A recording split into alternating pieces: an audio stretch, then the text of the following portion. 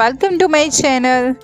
આજે આપણે એક ઓથેન્ટિક ગુજરાતી ડીશ એટલે કે ખાટો લોટ બનાવવાના છે, જે તમારા ઘરની ઇન્ગ્રીડિયન્ટ્સથી બનશે ને ઝટપટ બની જશે.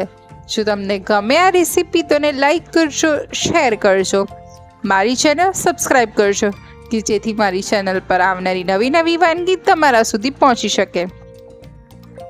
તો ચલો આપણે રેસીપીની શરૂઆત કરીએ. એના માટે એક પેનમાં તેલ લીધેલું છે. તેલ સરસ ગરમ થઈ જાય એટલે રઈ એડ કરી છે. રઈને આપણે સરસ તતડવા દઈશું. રઈ તતડી જાય એટલે હિંગ એડ કરશું. લસણ મરચાંની પેસ્ટ, લીમડો. લસણ મરચાંની પેસ્ટને સરસ તેલમાં સાતળવાની છે, જેથી એની કચાશ દૂર થઈ જાય અને એની સરસ અરોમા આવતી થઈ જાય. હવે 2 ગ્લાસ છાશ એડ કરીશું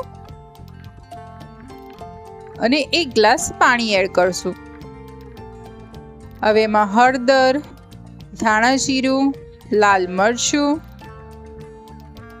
ખાંડ, મીઠું, આ બધા મસાલાને છાશને સરસ ઉકળવા દઈશું.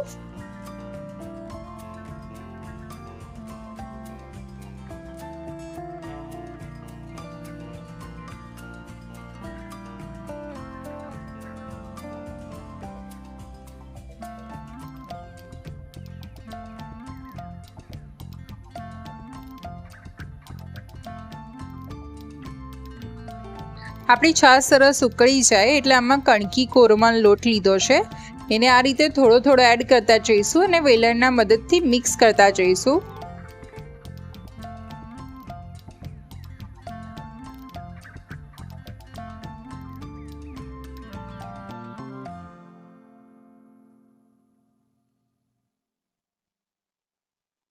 હવે વેલણથી પ્રોપર લોટ મિક્સ કરવાનો છે.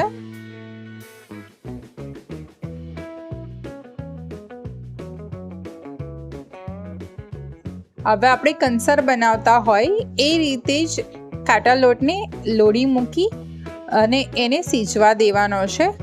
સીજાઈ ગયા બાદ ઉપર ધાણા સ્પ્રિંકલ કરી લઈએ અને સિંગ તેલ સાથે આ ખાટા લોટને એન્જોય કરીએ. તો તમારા ઘરે બી આ રેસીપી બનાવો અને કેવી લાગી મને કોમેન્ટમાં જણાવો. આવી બીજી રેસીપી સાથે ફરી મળીશ. આવજો. જય શ્રી કૃષ્ણ.